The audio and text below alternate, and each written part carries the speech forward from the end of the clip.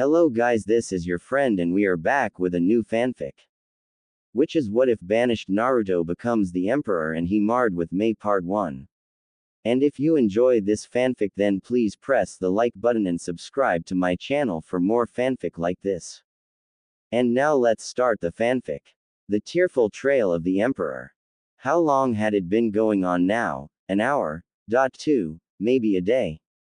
I guess it doesn't matter. I can't believe it. After everything I'm still just a fox to them. My team, Sasuke, I brought him back, and now I'm here, thought the blonde boy as he looked down at his own mud-splattered feet, his orange pants already in ribbons from the fights only a day previously. He hadn't had a second set to change into at the hospital. Luckily he had another black shirt to cover up the scars now decorating his chest, but his orange pants were still a wreck. The fights. Oh, right, the mission. First that big guy, Choji sure showed him, and then that one girl and the bone guy. I guess Granny was able to help Lee after all, man, and it turns out Gaara showed up. I guess it's a good thing I brought Granny back, she's pretty cool when she's not drinking. These thoughts brought the faintest of smiles to his face even as tears brimmed at the corner of his eyes, trailing down over the bandages upon his face to drip silently down to the floor even as the figures around him continued to debate, their voices growing louder with each moment as the battle over him intensified. Everyone, we all made it back, and now this. I didn't even get to say goodbye. I don't want to leave them, everyone, I don't want to leave. Shuddered the boy as these thoughts continued to swirl around in his mind, his face contorted into a look of pain even as his body throbbed from the wounds that had only been patched hours before. As the boy's thoughts continued their assault above him upon a raised platform, a blonde-haired woman was slamming her fist once again into the stone structure, sending a web of cracks down it as she yelled again at the assembled group before her. I don't care if you think it's too dangerous, Konoha does not sell out one of our own. Roared Tsunade, her brown eyes flashing dangerously as she glared around at the council before her, each steadying themselves against the impressive waves of killing intent washing off of her. This is not a matter of selling anyone out, Tsunade, and you know it. Konoha has suffered too many losses after the invasion. 2 of that group infiltrates us without effort and drove off our elite without even straining themselves.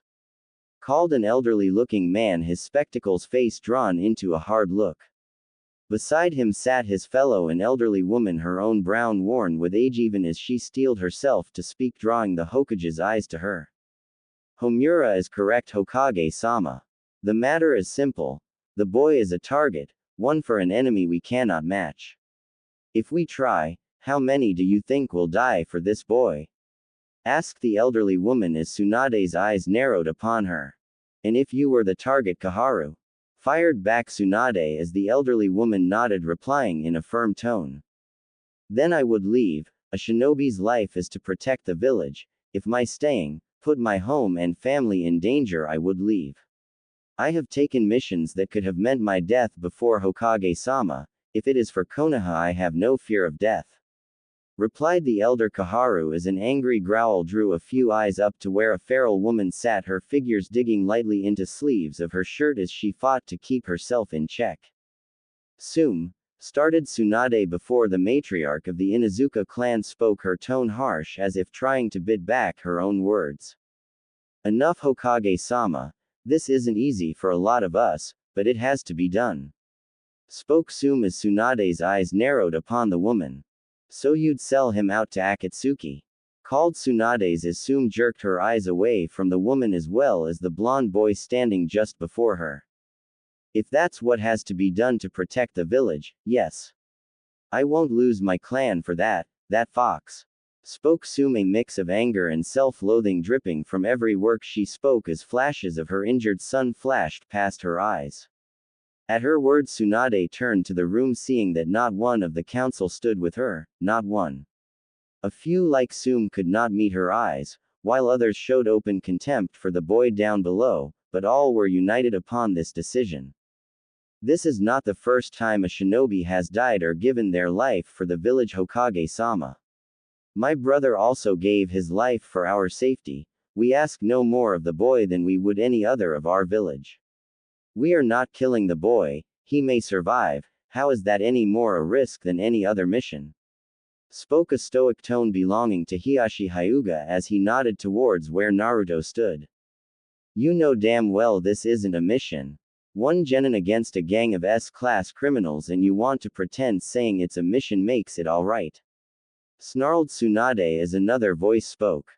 Hokage-sama, the council is in agreement, we can't order him as a shinobi, but we can remove him from the shinobi ranks. If we do this he dies in disgrace, at least let his name be put upon the memorial stone for what he is sacrificing.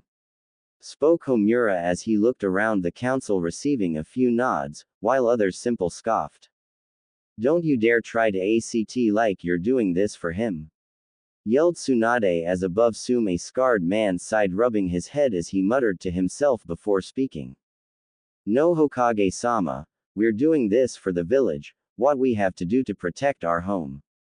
Every shinobi must be ready to lay down their lives for their home and their comrades.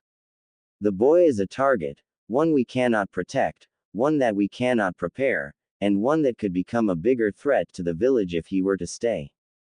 Jinchuriki are dangerous enough just to have inside one's forces, and now he is a target on top of this. Hokage-sama the fox is not worth this. Finished Shikaku, as beside him Choza Akamichi and Inoichi Yamanaka nodded in agreement with their longtime partner. His name is Naruto Uzumaki you bastards and I won't just sit by and let you throw him to the wolves. Yelled back Tsunade pointing down to Naruto, with his one arm in a sling, his body still littered with medical wrappings even as a bandaged man rose his action drawing several eyes as spoke. Very well Hokage-sama, the council has made its decision, Naruto Uzumaki, genin of Konoha will be officially stripped of his rank, after his chakra is sealed, and banished for no less than 5 years, or until our forces have returned to their full strength for the greater safety of the village. Called Danzo as the council nodded Tsunade starting to yell but stopping as she saw the boy below her stiffen at the council's decision. Naruto, whispered Tsunade as the blonde looked up her, his blue eyes somehow dimmer as the trails from his tears drew small damp lines down his whiskered cheeks. The boy will report to the council tomorrow to have the sealing performed, failure to arrive will be. Started Danzo as another voice cut him off. Enough. I may not be able to stop you bastards from this but I won't let you endanger him anymore. Called a white-haired man as he stepped forwards glaring at Danzo who gave the figure a steady look. As Jiraiya spoke Naruto felt a small twinge in his stomach as what sounded like a whisper in his mind started to speak.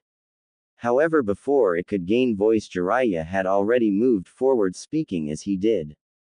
Jiraiya-sensei, whispered Naruto as the Toad Sage gave him a small smile patting him on his head before looking back to Danzo his eyes narrowed. The seal is too delicate to have a novice like you messing with it. Started the sage as Danzo nodded turning fully to face the sage. Hi. And as Konoha's sealing expert I expect you to do the work yourself Jiraiya, now that you are here it can be done immediately, spoke Danzo as Jiraiya bit back a curse looking up to Tsunade who now looked stricken. Bastards, you think I'll just nod and smile while you do this? Spat Jiraiya as he laid a hand gently upon Naruto's shoulder pulling the boy closer to him. Above him the fight in Tsunade finally gave out as she slumped into her chair gazing around at the council as Danzo continued to speak. No Jiraiya I expect you to honor your commitment to Konoha and this council. This is the will of Konoha and you will follow it through. Finished Danzo as Jiraiya glared before looking away as above him Tsunade gave the room one final look before speaking her voice breaking slightly as she struggled to keep from sobbing. Jiraiya, come to my office. Nah, Naruto you as well, this council is dismissed. Finished the blonde as the gathered shinobi and elders nodded pushing themselves up and slowly filing out of the room none looking down at the blonde boy who stood silently beside the two sages of Konoha. Those bastards! Roared Tsunade as she flung her desk into a wall smashing the wooden frame more than a foot into the solid stone, and causing an Anbu to try and dive out of their hiding spot, only to be caught by the Hokage's chair that impacted the masked figures with a loud crunch. As the Anbu flopped to the office floor, unconscious Naruto and Jiraiya moved a bit farther from the raging blonde, both fearful of getting caught up in her rage. Shizune called Tsunade as her assistant, standing just a foot or so behind her, scanned the room before nodding. That was the last one, Lady Tsunade, spoke the black-haired woman as Tsunade smirked, looking around at the wreck of an office where the 5 hidden Anbu now lay unconscious, each accidentally hit by one of her projectiles in the course of her fit. Well, that was effective, chuckled Jiraiya, moving over to prod one Anbu lightly with a foot before turning to see Shizune already dropping to kneel beside Naruto, pulling the boy into an embrace as Tsunade focused upon the sage. This is not a time for jokes, Jiraiya. We need to plan this out. That council isn't getting their way with this. What were you thinking? If you hadn't spoken up, they wouldn't have been able to seal him. That was our last hope, spat Tsunade as Jiraiya raised his hand defensively. Tsunade, we both know they would have tried anyway, and Naruto would have been in even more trouble. I didn't have a choice, called Jiraiya as he lowered his hands, turning to look down at Naruto, who blinked up at him. I'm sorry, kid, it's all I could do, spoke the sage as Naruto nodded slightly, looking around to Tsunade. It's okay, sensei. You both did everything you could, but why are they doing this? Asked Naruto in a slightly odd tone as he looked up to Tsunade, who felt her own eyes brimming with tears as she moved over to the blonde teen. As she reached him, she pulled him close into a hug, looking up to Jiraiya, her eyes burning with silent rage as she spoke. I don't know, Naruto. I don't know. They've been planning this. I don't know how long, but they've been planning this. But we won't let them win, I promise you. We'll protect you, Naruto. We'll train you, and we won't let the council stop us, spoke Tsunade as Naruto looked at her, nodding. Really? Asked Naruto sadly, even as a small pang went up from his gut as Tsunade nodded, turning to Jiraiya before rising slowly, the light from the window catching the tears now dripping down her cheeks, allowing them to flash slightly in the dimness of the office. Jiraiya, I'm giving you a mission. You are to take Naruto outside the village. Say it's for the ceiling. I don't care, just get him out of here. Officially, you'll be going on a mission to spy on the Akatsuki. Train him. Keep my little brother safe, spoke Tsunade firmly as Jiraiya nodded at her. Won't be easy, you know, keeping this quiet, he replied as Tsunade gave him a small grin. I trust you, she whispered before kneeling down to pull Naruto into another embrace, whispering apologies as Naruto returned the embrace, crying softly into her arms as he did. After a time, the two finally broke apart, Naruto finding his emotions for some reason easy in check as he stood before her. Don't worry, Tsunade, spoke Jiraiya, stepping forwards out of the light provided by the window to stand beside Naruto, his hand dropping down to ruffle the boy's blonde hair. I'll make him ready to take your chair when he gets back, smiled Jiraiya as despite himself Naruto found himself smiling along with his sensei. Hi. Just you wait, I'll make them sorry for throwing me out, smiled Naruto as Tsunade gave a watery smile as the two disappeared in a flutter of leaves and wind, leaving Tsunade and Shizune in the destroyed remains of her office. He'll be alright, Lady Tsunade, assured Shizune as Tsunade nodded, trying to keep from letting her sadness grip her again. Slowly she moved over to a cabinet that had survived her assault, pulling out a bottle as she did. Lady Tsunade, started Shizune before the blonde woman cut her off with a look. Don't try it, Shizune. I'm getting drunk and there's nothing you can do to stop me, spoke Tsunade as Shizune sighed, shaking her head slightly. I wasn't going to. Can I have some? Spoke Shizune sadly as her lady paused before pulling a pair of dishes out and tossing one to her apprentice. Hi, I suppose so. After reporting to the council, Jiraiya and Naruto moved outside of the village, soon racing through a small clearing near the Valley of the End. As the two had made their way out, they passed the scarred landscape of each battlefield, dunes of sand, forests littered with weapons, while others were simply felled as if by some great scythe. Moving forwards helped somehow. The council meeting and ruling was still there, but somehow it didn't hang as heavily over him since Jiraiya had arrived. His sensei Jiraiya was right after all. It was just like a long training mission. that stupid council wouldn't get their way, and who cares about them anyway? Granny Tsunade would have the village back in shape in no time and then he could come back. He still had those who cared about him and he could count on them. As the pair of shinobi pushed on, Naruto's mind continued to shift, keeping from allowing the thoughts of his banishment to fall upon him. Instead, his mind showed him flashes of his arrival back in Konoha only a day ago. Kakashi had been there. Well, briefly, he'd been so eager to get Sasuke and him to the hospital, he hadn't really been around to say much. Come to think of it, he didn't remember Kakashi staying with him at all. He'd just been interested in Sasuke. Same with Sakura, she'd barely stopped to greet him before rushing to check on her precious Sasuke. Come to think of it, who had visited me? There was Shikamaru, lucky guy only got a figure broken, and then, who else? Shizune Nichan, Granny Tsunade, oh and Hinata and Shino, huh? Wonder why Hinata fainted like that, huh? Wait, where was Jiraiya-sensei? Why didn't he visit me? Wondered Naruto as his blue eyes trailed up to his traveling companion who was looking ahead, a focused look upon his brow. As he looked at the white-haired man, he felt a small pang in his gut followed by a pulse in his temple causing him to flinch slightly. Ow! What the? Wondered Naruto, blinking down at his stomach for a moment as he felt another pang and pulse soon joined by a small itching sensation on top of his head. As he continued forwards into the woods, Naruto continued to get pang after pang, his head starting to throb even as that itching intensified. Gah, what the hell is that? If this keeps up, I'll have to stop, but Jiraiya-sensei said we had to keep moving, darn it, what is that? Wondered Naruto, reaching up with his unbandaged arm to scratch at that itchy spot. As his fingers scraped across the spot, small flecks of ink began to dig under his nails. After a few scratches, it happened. Like a wave, the crushing reality of what had happened hit him again. The banishment, what it meant, what it was, how could he even think about being happy like before? What was wrong with him? Why was he just grinning like an idiot about this?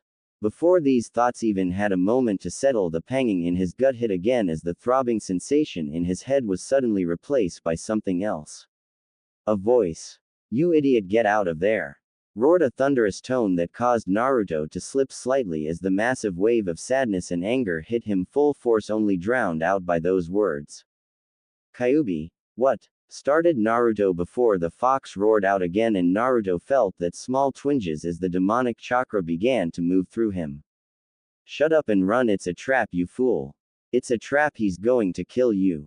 Roared the fox, his words hitting Naruto just as hard as his own emotions. Swiveling his eyes around, he saw Jiraiya looking at him, giving a small smile as they continued forwards. What, Ero-sensei wouldn't? You're lying. Started Naruto, only to have Kyuubi cut him off again with another roar. Idiot, he put a seal on you in that meeting to make you docile. He was lying the whole time. I can sense emotions he want against that bastard at the Kuniko meeting, he was with him. He stopped me then. He's going to kill you to get to me. Yelled the fox again, as Naruto's eyes went slightly wide at the words, his mind flashing back to the pang he'd felt then just when Jiraiya had spoken.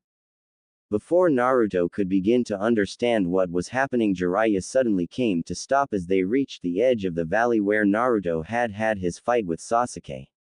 Naruto was too late to stop himself as he landed beside Jiraiya, stiffening slightly as the older man turned to him with that same smile on his lips. Well, Naruto, ready to get that ceiling out of the way? Chuckled Jiraiya, stepping forwards on hand, reaching out towards the boy only to have Naruto flinch back from him. It had been unintentional, basic instinct coupled with Kyuubi's words that had caused him to do it, and it was all that saved his life as he spied the seal upon Jiraiya's palm. No, no, thought Naruto, his eyes bulging even as he saw the smile drop instantly from Jiraiya's face and Kyuubi's roars began again. I'm not dying here, boy, run, damn you. Take all of my chakra but run, damn you. Roared Kyuubi as Naruto stumbled back, his body flooding with demonic chakra as he did. Without pausing, Jiraiya sprang forward, swiping his hand at the boy again, only to hit empty air as a cloak of chakra sprung up around Naruto, allowing him to fly backwards from the sage's grasp even as 9 wavering tails of chakra exploded out of him, his eyes becoming slitted as his form took on a feral appearance. Kyuubi, I guess that seal wasn't enough.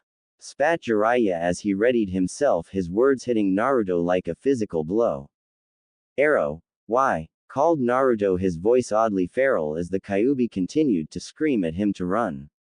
But he had to know, why Jiraiya was doing this. So it's still you, Hagaki.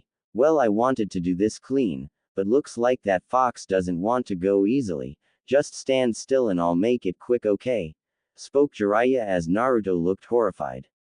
But, started Naruto as Jiraiya gave an audible sigh. You're a danger to Konohagaki. I'm sorry, but we can't give the fox to Akatsuki, and we can't protect you from them. The only choice is this.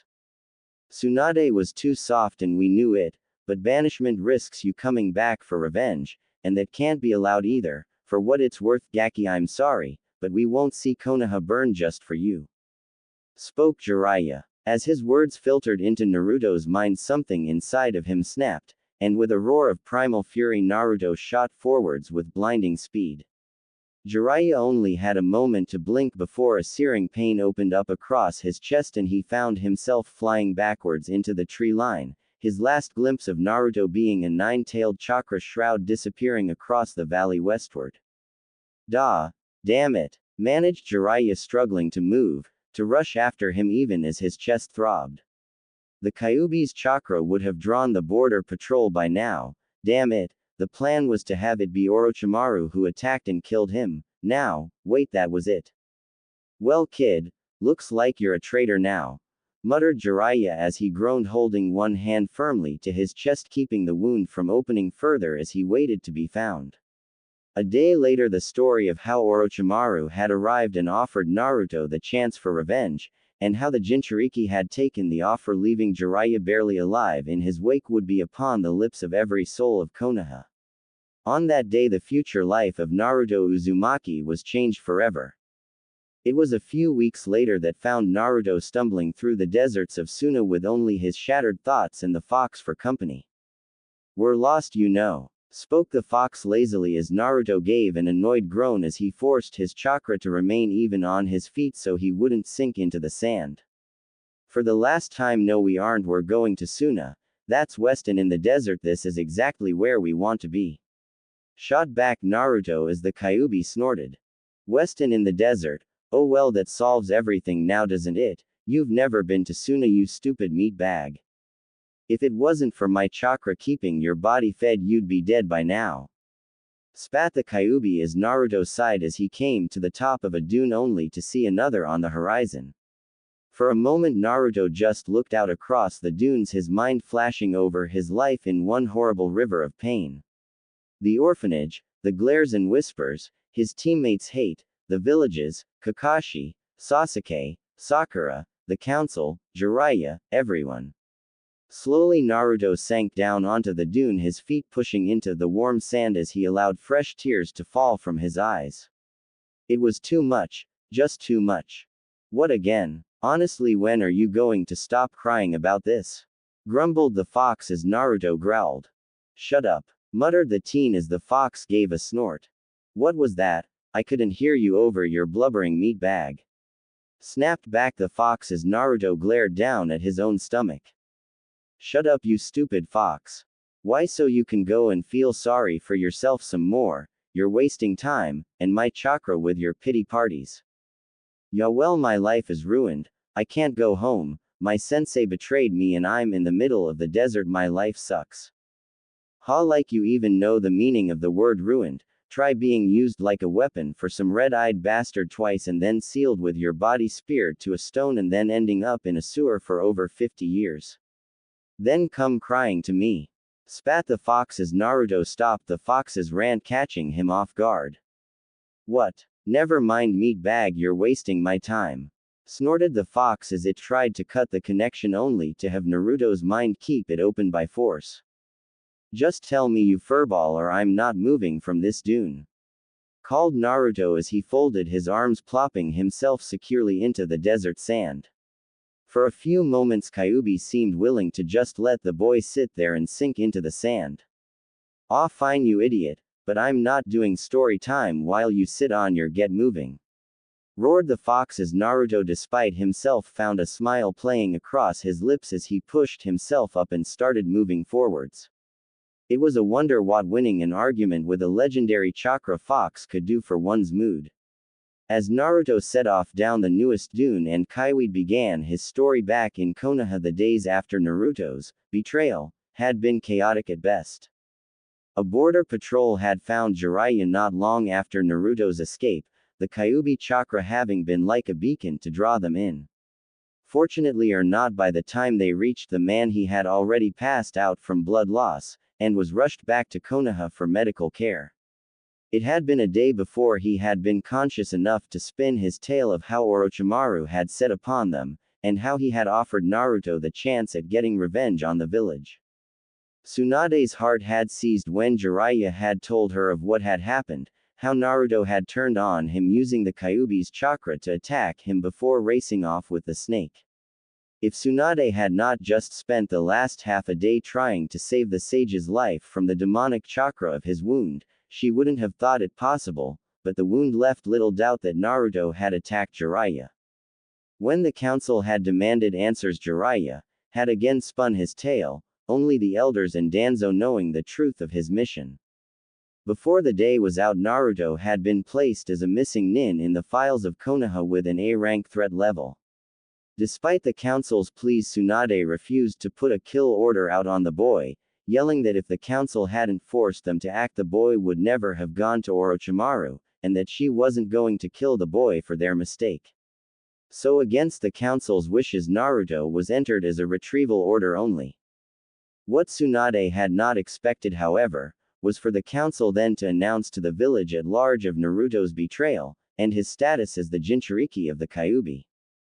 When Tsunade had demanded to know why she shouldn't have them killed for breaking the third's law, the response was simple.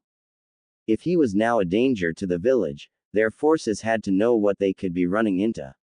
Looking out across the villages as the announcement had been made, Tsunade watched firsthand as those few who had supported Naruto had gone from shock to anger at the council's words, and seeing this, Tsunade's heart broke again as she turned to march back into her office where she had been ever since.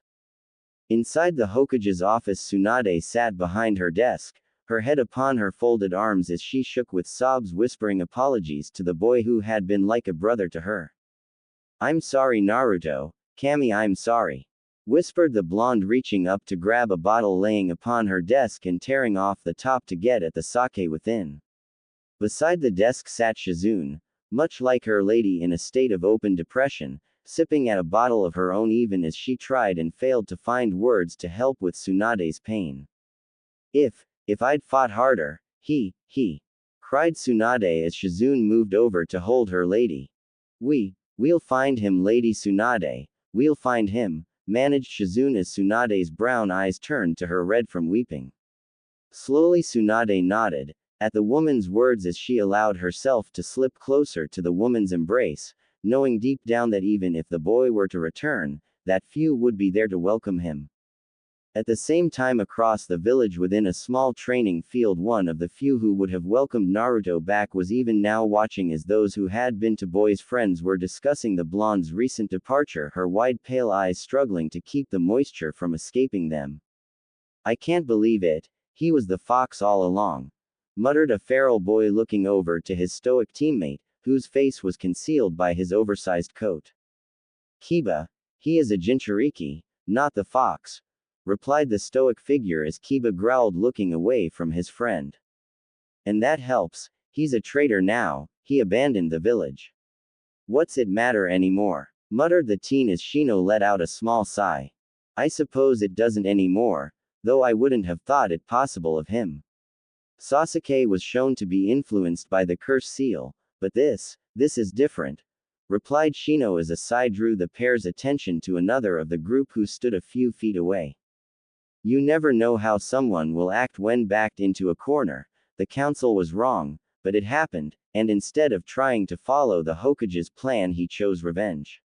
Now he's joined the traitor Orochimaru. Face it, he's not the guy we knew, muttered Shikamaru as beside him the heavy-set Choji nodded sadly. Idiot. Why, you all just risked your lives to bring Sasuke-kun back and now this. I don't get it. I mean, the Hokage went out of her way to protect him and he goes and turns traitor, shouted Ino as beside her Sakura nodded slowly. It doesn't matter anymore, he's a traitor.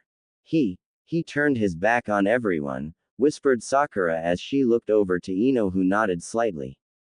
Beside the blonde Shikamaru, sighed, rubbing his forehead as he looked around at the members of the Rookie Nine gathered there. So that's it then, we're in agreement? Asked Shikamaru, looking around at the gathered genin, who nodded in agreement, all except Hinata, who continued to watch them deciding the fate of their blonde companion.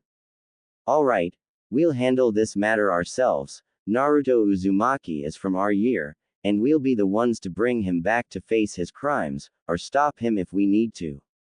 Finished Shikamaru as the group nodded, each slipping of individually till only Hinata remained, finally allowing her tears to fall as she fell to her knees. Naruto-kun, you wouldn't, I know you wouldn't, please come back, whimpered the Hyuga girl as she thought of the blonde knucklehead that she loved. Meanwhile, across the world in the land of wind, Naruto continued to trudge forwards through the desert, the sun having retreated for the day, leaving the moon to now hang over the vast sands, causing them to glow with an eerie white countenance.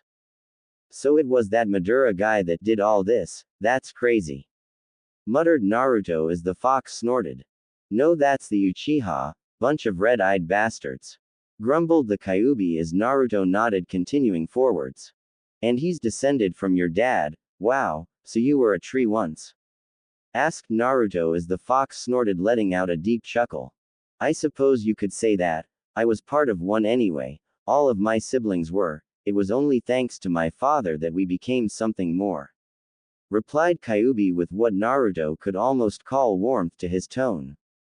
Sounds like an amazing guy, replied Naruto as the Kyuubi chuffed. Of course he was. What would you expect from the father of the great Kyuubi? Called the fox as Naruto found himself smiling slightly as he looked on ahead. So, your previous hosts were Uzumakis as well, that Mito and that Kushina lady? Asked Naruto, a small note of hope in his tone that did not go unnoticed to the fox. Hi, both of them, but unlike you, their seals were more solid, and painful. Can't say I ever spared more than a word with either, except for when that stupid Kushina would come to argue with me about something, replied the fox as Naruto's heart sank slightly. He'd hoped that he would have learned a little more about the Uzumakis from the fox, but it seemed he was at a loss. For the fox, the previous seals had been true prisons, almost nothing got in or out. He only even knew who he had been sealed in due to those brief visits he had mentioned. Oh, I see. Still, at least you're willing to speak with me. I guess that's something better than the other Uzumakis, muttered the fox as Naruto felt a small smile twitch at his lips. Thanks, whispered Naruto as Kurama gave a small huff, ignoring the teen's comment as the pair continued forwards across the dunes. After a few days of travel, Naruto's body was finally reaching its limit. Thanks to Kyuubi's chakra, he had been able to stave off exhaustion, burning it to keep his body going, but even this had its limits. Staggering forwards, Naruto found himself slipping down a sandy dune, his feet failing him as he slipped into a roll. As the teen's body banged down the embankment, he could vaguely hear Kyuubi's annoyed cries, but even that was somehow distant.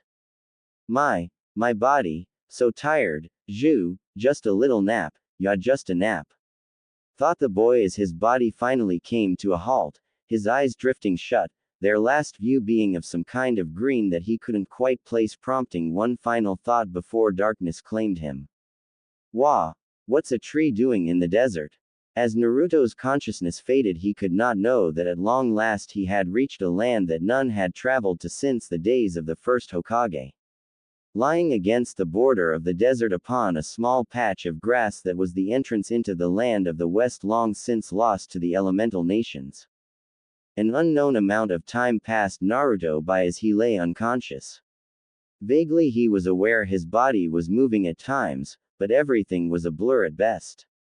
Finally, after what felt like an eternity, Naruto found himself coming into consciousness again, his eyes blinking the blurriness away as a soft light touched his eyes.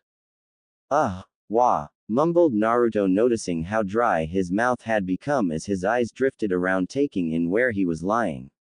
It was a small room, simple most would call it, but warm in its own way. A few small bits of furniture were scattered around, giving it a live-in feel to it. Pushing himself up slightly, Naruto found himself lying in a bed, the heavy quilts laying upon shifting as he sat up.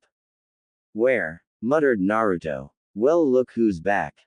Kyuubi. Ya, looks like you passed out on the edge of the desert. I told you we weren't going the right way. Added the fox in an "I told you so" tone that caused Naruto to groan. Yeah, whatever. Muttered Naruto, pushing himself out of the bed, noticing as he did that he was dressed in only his boxers.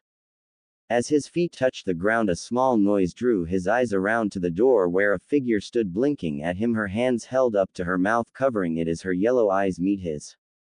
Naruto suddenly became very aware of his dress, letting out a small yell of embarrassment as he pulled the quilted bed top to cover himself, blushing slightly as he looked across at the woman in the doorway, who waved now, giving an almost mocking smile at the boy's actions, idly brushing a few strands of flowing green hair from her shoulders that fell down her back, hugging her rather impressive frame against the white dress she wore. Who are you? Called Naruto, trying to hide his embarrassment, as the woman gave a small laugh, moving into the room and taking a seat not far from him, still giving him a slightly annoying smile. It's common to give your own name first, Gaki. Also to be dressed before addressing a lady. Chuckled the woman, her tone slightly mocking but in more amusement than anything else. Still blushing slightly, Naruto looked around the room, spying his cloths folded beside the bed on a small end table. What followed was a rather comical period where Naruto tried to get dressed while keeping himself covered by the blanket, causing him to fall several times, drawing a few chuckles from the green-haired woman that watched him. Finally Naruto was dressed, noting as he pulled on his shirt that the tears and holes seemed to have been patched, so that he at least was no longer dressed in rags. Well, that took you some time, though I will admit it was rather entertaining. Chuckled the woman as Naruto gave her a small pouting look that seemed to only entertain her all the more. Yeah, well, you could have looked away. Called Naruto as the woman chuckled again. And I could have left you to die on the edge of the desert. I chose to do neither. Chuckled the woman as Naruto paused. You saved me? Asked Naruto, drawing a smile to the woman's lips. That is did. Now your name, if you don't mind. Called the woman as Naruto gave her another small pout before speaking. Fine, I'm Naruto Uzumaki. Called Naruto as the woman nodded. I see. Well, Naruto, you may call me Cece for now. I have some questions for you, but more importantly I have to know, do you come from the east? Asked the now identified Cece, her words catching Naruto slightly off guard. The east? What does she mean? Wondered Naruto as Kyuubi shrugged. Well, you did cross the desert, idiot. These must be the western lands. I remember my father mentioning them once long ago. It's likely you're the first since him to cross over all the way. Remarked the fox as Naruto gave a mental nod, looking back to Cece, who was waiting for his reply. Yeah, I'm from the east. Replied Naruto as Cece nodded. I see, and from this, here she held up his shinobi headband, waving it slightly, I take it you are a shinobi, correct? Remarked the yellow-eyed woman as Naruto stiffened, his mind already racing. Oh no, if she finds out then she might contact Konoha, they'll come to get me, what am I going to do? Thought Naruto in a rush, the panic in his mind apparently making its way onto his face as the woman let out a small chuckle, tossing him the headband as she pushed herself up. Easy there, Gaki. I'm not looking to turn you in or anything, just keep it quiet. Here in the West people like you are rare, and I don't want one of those lords showing up to wreak my home just to get to you. Spoke the woman, drawing a confused look from Naruto. People like me? He asked, wondering if she could possibly know about the Kyuubi. Yes, you, chakra wielders, here in the West your type is rare. Heck, I think I've only met a handful of others since I've been alive. Commented the woman, idly scratching at her chin as she took a contemplating look. What? No chakra? Asked Naruto as Cece shrugged. Well, kind of. I mean, we all have some, but only enough to do minor stuff. Nothing like the stuff we hear the East is capable of, but we get by just fine on our own. We've found a way around the stuff. Trust me, you don't need chakra to be dangerous here. Spoke the woman, giving a small shrug before continuing to speak. Now come on, unless you want to spend all day in my back room. You've been down for a few days, and I'm not playing babysitter. Commented the woman as she rose, turning to leave the room, Naruto trotting along after her, his mind still buzzing with questions of this new land. Cece soon showed him her village, nothing too large, but quaint in a way. A few people waved at the pair as they moved around through the squares and markets, Naruto looking around at the villagers. Their dress was a little different to him, a lot like what he'd seen in Wave, but something else was missing. No shinobi, none. He had grown up surrounded by such people. Not seeing them here felt, well, odd. As the day stretched on, Naruto found himself relaxing more and more around this Cece woman. She wasn't really overly kind. If anything, she acted more like an older sibling to him, openly mocking him, while at the same time teaching him about the Western lands he now found himself in. From what she told him, the Western lands had once been united under some crazed leader over 100 years ago who had eventually died at the hands of one of his sons. After that, the empire had shattered, forming into feuding lords that fought for the empire's throne, leading to the state of things as they were now. In return, Naruto told Cece all about the East, as well as his own life, avoiding speaking at any length about his recent departure. After a time, both found themselves back in Cece's home, Naruto helping her as she prepared a meal, still chatting ideally as they did. So what now, Naruto? Far as I can tell, you don't want to go back east, and the West isn't exactly the safest place to just be wandering around. Commented the woman as she tipped a few diced vegetables into a pot, looking over to see Naruto chopping some meat, but stopping as she spoke. Cece watched as the boy's hands seemed to tremble slightly, holding the knife he had been using, his whole body tensing as his looked down at his hands. Wah! What am I going to do? I can't go home, and if I go back into the desert I could really die this time. What am I going to do? Wondered Naruto, shivering slightly before he felt a small warm embrace encircle him. Blinking up, Naruto saw Cece's smiling face looking down into his a moment before she reached out to flick his nose. Ow! Hey! Started Naruto before Cece interrupted him. Well, whatever. You still have to pay me back for all the work saving you, so it's not like I'm sending you away just yet, so stop moping and get back to chopping.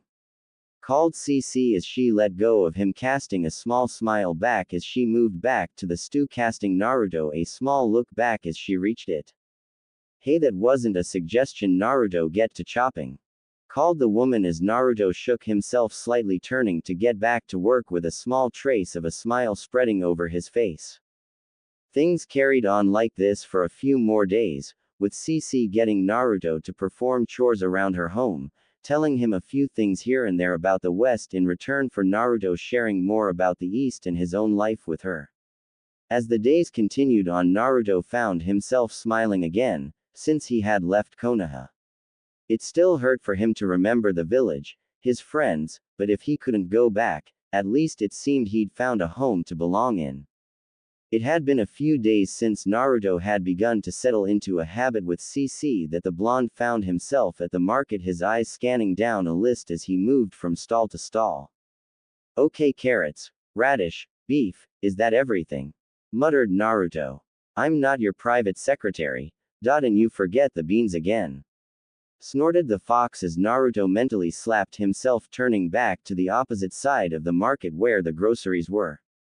Darn it. Why didn't you tell me earlier? Grumbled Naruto as he set off back the way he came, his tenant chuckling as he marched. Because I like to see you suffer. Makes me feel all warm and tingly. Chuckled the fox as Naruto sent a mental glare his way. You're a sadist, muttered the blonde as the fox chuckled. Just as Naruto was about to fire up with a fresh insult, a whistling above drew his eyes skyward. For a few moments the blonde simply stared into the vast skies, until a small black spot that seemed to be drawing closer drew his attention. For a few seconds Naruto just watched the speck trying to figure out what it was, till his eyes went wide in sudden horrible understanding. "Oh Kami, everyone run!" cried Naruto, dropping his bags as he started dashing forwards towards the town square. Around him several people stopped looking towards the boy they had come to know over the past week before looking skyward to try and spot what he had. One by one people froze in horror before cries rang out as what appeared to be several armored figures connected to some kind of bright yellow gliders came into view. As they swooped lower, Naruto spied the armor they were wearing, his heart racing as he recognized a few of the symbols upon it. Duh, that looks like the armor that Dodo guy from Snow wore, but why is it here? Called Naruto as he saw the small group of flying figures dip down large rectangular cannons in their hands, all trained down upon the village. A second later, with a sound of grinding metal, a storm of metal started to rain down from the air-bound figures, sending up a blast of dust and stone as they raced across the square and shops, drawing cries of fear and pain from those below. As the metal began to fly, Naruto's world went red as he leapt upon the side of one building, racing up its length, his eyes burning as he focused on the flying figures. One of the airborne assailants was just banking around for another pass when a cry of rage drew his eyes, around his mind freezing as he saw the red-eyed Naruto flying towards him, a swirling ball of purple chakra in one hand, outstretched in his hand.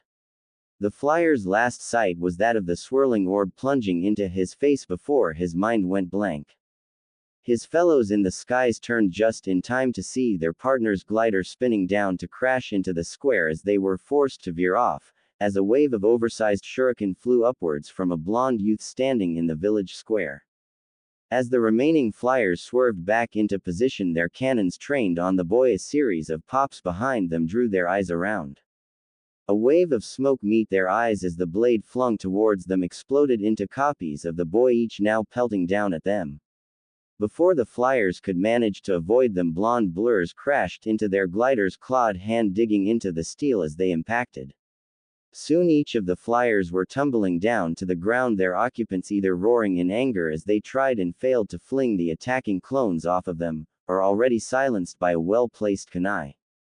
At the same time, Naruto was already moving, leaving the small group of flyers to their fate, his mind racing as he pelted down the road towards Cece home, panic tearing at his insides like a ravenous beast. As Naruto came out of the town proper, he turned just in time to see Cece's home now ablaze, a great hole torn into its side with several of the same armored figures from the square scattered about, lying motionless around the area, while still others stood around, their cannons pointed outwards, a few taking notice of Naruto as he came into view. Seeing this, Naruto's heart froze. "Cece!" cried Naruto, rushing forwards towards the home, the armored figures' cannons tracking over towards the boy even as he brought his own hand up into a familiar hand sign. Just as the figures were about to open fire, Naruto erupted into a cloud of smoke as a wave of red-eyed blondes exploded into being, all rushing forwards as the armored forces looked on in horror. With howls of fear, the forces began spraying fire into the advancing wave of blondes, kunai flinging themselves into their midst as clones exploded left and right. However, it was too little to stop the tide of Naruto, who swept over the gunners, dragging them down as Naruto shot past towards the home, skidding to a halt as the entrance collapsed in a crash, the flames swallowing it whole a second later.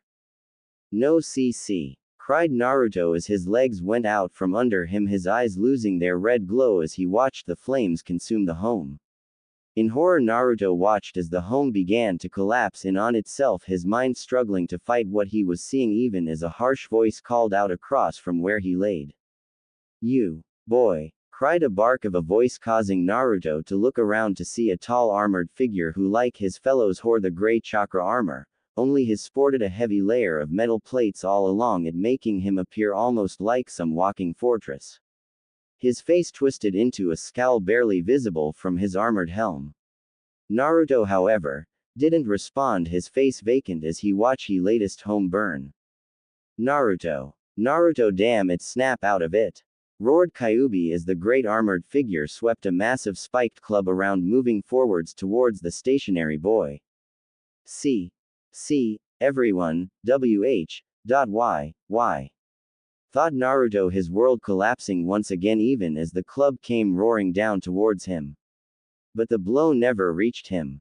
There was a grinding of metal as the massive weapon was forced back, even as a white armored figure stepped past Naruto, a long straight blade coming around flicking through the air gracefully as the armored man let out a howl of pain, a crimson line opening up across his armored chest as he fell back a few steps cursing. "You!" roared the man, his hand reaching up to try and press his wound closed even as the newest arrival looked down towards Naruto. The boy's eyes had gone wide at what he was now seeing. The figure before him stood in armor as well, only different from what he had seen. For one, it was bright white, and more form-fitting, though heavy interlocking plates still covered it, only showing small flashes of black and blue at the joints, where the knees and armored shoulders hung just enough to allow for movement. However, that was not what drew Naruto's eyes, it was the wave of green hair leading up to a familiar face that drew his eyes even as a familiar smirk looked down at him. "Honestly, I send you to do shopping and here I find you playing with these idiots. I take 1 week away from the lines and you get nothing but trouble," muttered the armored maiden as Naruto's eyes welled up with tears. "Cece," he cried as the armored woman gave him a small smirk. "Of course, like a little fire would be enough to stop me. I told you that we of the West didn't need chakra to be dangerous," chuckled Cece as she turned, lifting her blade again, its tip pointed towards the armored figures as her eyes flashed dangerously. Naruto followed her movement, his eyes falling upon the long straight blade. Unlike the curved blade he had seen in the east, its tip aimed directly at the figure before them. "Bitch, for my lord, you will die here and your pathetic forces will follow," roared the hulking figure as he swung his weapon up one again. Before he could even manage to lift the weapon fully, Cece had already moved, her figure almost seeming to vanish into a blur of white as she sprung forwards, her blade outstretched. Naruto watched in awe as she flew forwards, her speed reminding him of what he had seen Lee once accomplish back in his own village. Before the figure could even recognize the attack had begun, it was over. As Cece's blade punched clear through his armor, the point forced out his back as a wave of crimson exploded out of him. With a quick flick, the blade was back out and Cece had skipped back a few steps, allowing the armored figure to collapse as she turned, still smirking, to see Naruto's stunned face. "What's the matter, Naruto? Never seen a woman fight before, though I suppose I am still incredible to behold," commented the woman, flicking her blade before sheathing it with a sharp snap so that it hung at her side. As she marched back over to where Naruto sat, she was suddenly bowled over as the boy flung himself forwards with enough force to bring her down, his arms wrapped around her as he cried into her armored chest, catching her off guard. I thou. I thought you were," managed Naruto between tears as Cece sighed, looking down at the boy and moving so that one armored hand rested lightly upon his head, her fingers running gently through his hair. "Hi, I understand, but I can't go anywhere yet, beside you still owe me," chuckled Cece as Naruto gnawed into her form, not releasing her from his grip. After a time, Naruto had managed to calm himself enough to start asking what was happening. However, before he could get his answers, a small army of armored figures had arrived, all sporting armor more similar to Cece's and rushing to find her. As Naruto watched, he saw them rushing about tending to the injured while others gathered the weapons and armor of the fallen forces, all under the watchful eye of Cece. As the day came to an end, Naruto found himself seated in a large tent across from Cece, who had finally removed most of her armor, and was now facing him in the same dress she had worn when they had first met. "So I'm guessing you want answers, right?" asked Cece as Naruto nodded, causing her to smirk slightly. "I thought so. Well, remember me telling you about those fighting to reclaim the kingdom?" asked the woman as Naruto nodded. "Good. Seems you can listen." chuckled Cece as Naruto gave her an annoyed look that only seemed to amuse her all the more. Anyway, I just happen to be the leader of this particular group you see. Started the green-haired woman, gesturing out of the tent towards where a large force of armored figures were milling about. Then you're trying to take over the country? Asked Naruto as Cece shrugged. I suppose that's one way to put it. Really, I along with several others simply became tired of the constant conflicts taking our homes. Most of those out there are from places just like that town, caught up in a war they didn't ask for. For us, the only way to keep from dying for someone else's stupid war is to end it ourselves. Remarked Cece as Naruto nodded slightly, looking over at her armor for a moment before looking back to her. So those guys, he started, were there to raid the village. It was just bad luck it was where I had gone to recover, just like it was good luck I found you at the edge of the desert. Replied Cece as Naruto nodded. See, can I stay with you? Asked Naruto as Cece gave him a contemplating look. I wouldn't be against it, Naruto. Someone like you is a game changer for our forces. The major powers have been gathering chakra wielders and forcing them into their armies for a long time. Even I can't take some of them on in a fair fight, and not to brag, but I'm easily the best fighter our forces have. Remarked the woman, reaching out to rap lightly against her armor. Besides, from how you handled those forces, it might just be possible for us to put an end to all of this stupid fighting. Spoke Cece as Naruto felt a small smirk move across his lips. You just say that so you can sleep in more. Pointed out Naruto as Cece gave off a small chuckle. Maybe. So what do you say, Naruto? Want to help me liberate the West? Who knows, you might even pay off your debt to me along the way. Finished Cece as Naruto found himself grinning in reply. I'll do it, called the boy as Cece rose. Well then, let's go and meet the troops. After all, you'll be the first chakra user they've met that hasn't tried to kill them. Spoke Cece as Naruto hopped up to follow after her and out into the camp. He may have lost his future in the East, but his future in the West was only just beginning. Rise of the West. Years and years of conflict. The only life those in the West had known from the time they were born to their deaths, either coming with old age or more commonly coming by being caught up in the flames of war themselves. It had been over 100 years since the ancient times of the first emperor who had aimed to claim the world itself as his prize. The man had led his country to ruin across as many battlefields as he could find, until his final breaths were silenced. What he left behind was a broken land, a warring land. A land Naruto now fought to unite. Inside a large military camp, a tall figure made his way forwards through the tents, men and women halting in their tasks to snap off salutes or calls out greetings that the man returned as he moved among them. As the figure stepped between the campsites, the firelight reflected off of his crimson armor. The layered suit making the man appear as a mobile fortress, tightly packed chakra armor layered threefold before heavy overlocking plates were fitted on top, each layer containing a new wave of seals ingrained into every inch of the metal itself, with interlays of chakra metal for added effect. Despite the layers in play, the armor remained mostly form-fitting, with only the shoulders being slightly extended to hold storage for weapons and scrolls that complemented the armored figure's style. From the rear hung a hilt of a blade that looked as though it belonged to some massive blade, but only sporting the small point to it no longer than a foot. Despite this odd weapon, the armor itself made the figure look all but invincible, which was not far from the truth. In effect, it would take something like an S-rank jutsu to even hope of punching through the armor in a clear shot, and adding the chakra metal on top of that meant that despite its weight, the damage to the man's movement was negligible. The Westerners may not have had the power to fling fire and lightning from their fingertips, but they did hold the mightiest shields ever created. With the combination of chakra metal and seals, the West had found a way to store what little chakra they had into a viable source of power. The chakra armor had simply been the first step. No one outside of the West had seen the like of what now covered the man before them. True, small bits of the Western technology filtering into the East whenever a warlord sought to gain funding for his next campaign, but nothing like what was in play now.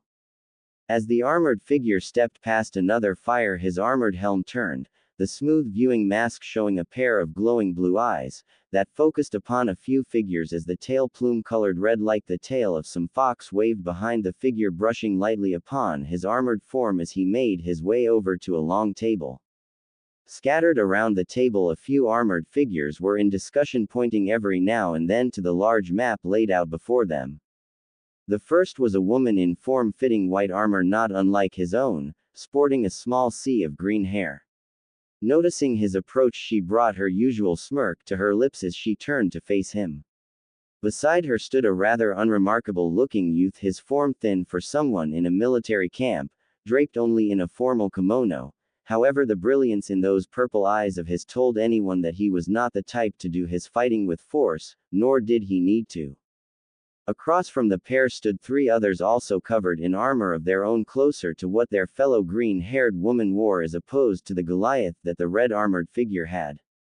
The first of these was a young woman, her features delicate, while still holding a power behind them that dared anyone to challenge her. Her hair fell just to over her armored shoulders that were the same shade of purple as her hair except for the black and touches of gold around shoulders. If one were to watch, they would also notice that she continued to watch the woman to her left as though always on guard around her. The source of her concern was her opposite in only temperament. She looked to be a touch younger than the purple-haired woman. Her own hair would have fallen down like her back like a carpet to her feet if it was not drawn back in a single ponytail of brilliant pink draped over her own white armor, a mirror of the one worn by her green-haired companion. Unlike her fellow, her beauty stemmed from the overflowing happiness that seemed to simply drip from her, as her blue eyes traced over to the approaching figure, her mouth turning up in a smile that could melt even the most frozen heart. The final member of the table was a red-haired woman who appeared about the same age as the purple-eyed man across from her, her own hair cut in short crop that left a few spikes to fall around her face that sported a perpetual look of confidence.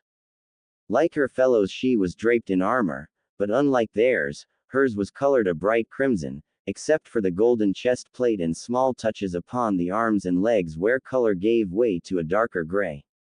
As the armored man came to halt, it was the pink-haired figure that spoke first. "Naruto-kun, why do you always have to wear that helmet everywhere?" came a happy voice, turning into a cute pout that drew a few chuckles from Cece as the rest watched the figure reach one armored hand up to remove his helm, showing a mess of golden spikes hanging above two bright blue eyes and a rich smile.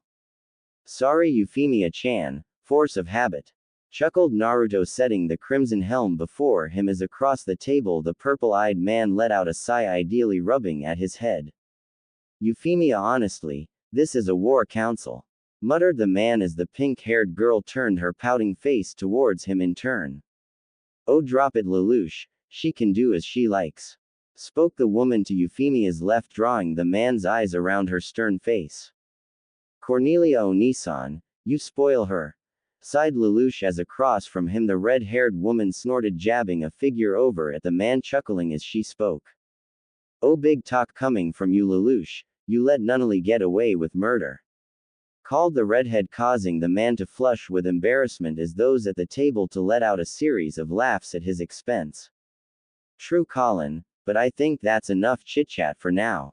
Naruto, Lelouch has finished outlining the next attack. After our last battle, it looks like they are desperate," spoke Cece as Naruto nodded, turning his attention towards the woman who had become like a sister to him over the years. It had been a long road, but Naruto had stayed beside Cece as they battled to free the land from the eternal conflict that it seemed trapped in. It had taken years to come to where they were now, but at last they were nearing the end. Only one enemy remained before this war could finally come to a conclusion. "Right. With our last push we decimated their airfields. Even if they manage to get a few gliders up in the air, it won't matter at this point.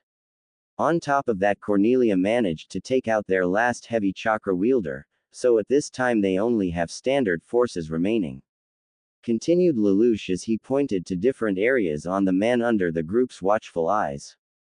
"And the supply lines?" asked Naruto, looking up as Colin spoke up. "We got word from Eve just an hour ago. Looks like she and her partner managed to gum it up something special, Say what you want, that kid has a talent for this kind of thing. Chuckled the redhead as the rest nodded. Hi. Anyway, it's all over but the fighting at this point. Though I still say waiting to hear back on our terms is a waste of time, they aren't going to submit.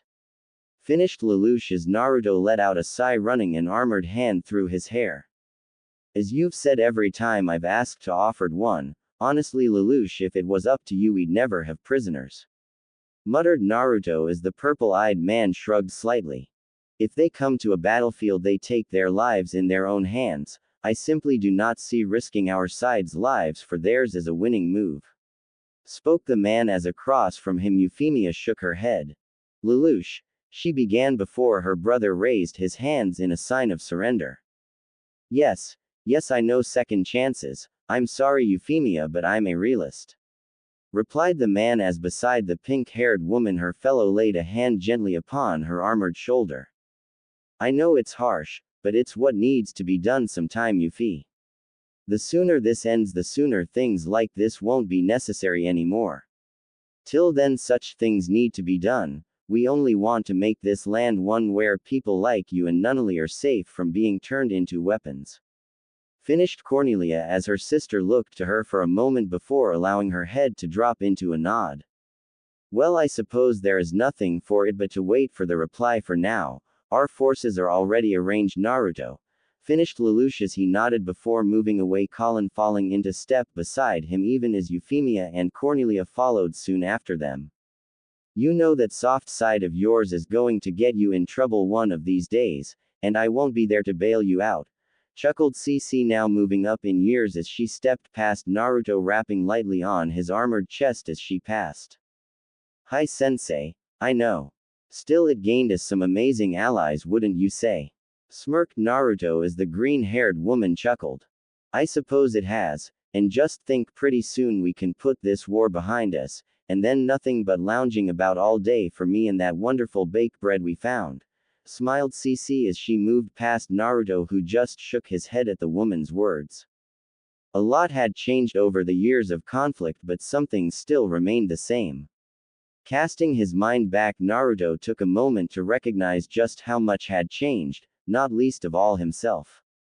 -4 years previously, Naruto came running through military camp, dodging around armored figures, a few of whom called out to him as he passed them, throwing a wave back even as he rushed forwards into the heart of the camp. After a few more misses, the blonde boy finally made his way to his destination, skidding to a halt before Cece, who turned smirking at his arrival. As Naruto reached her, he finally stopped, panting slightly as he looked up into her smirking face. I'm done. Breathed out Naruto as Cece quirked an eyebrow up. Is that so, managed it already? Asked the woman, obviously amused with the state of the teen.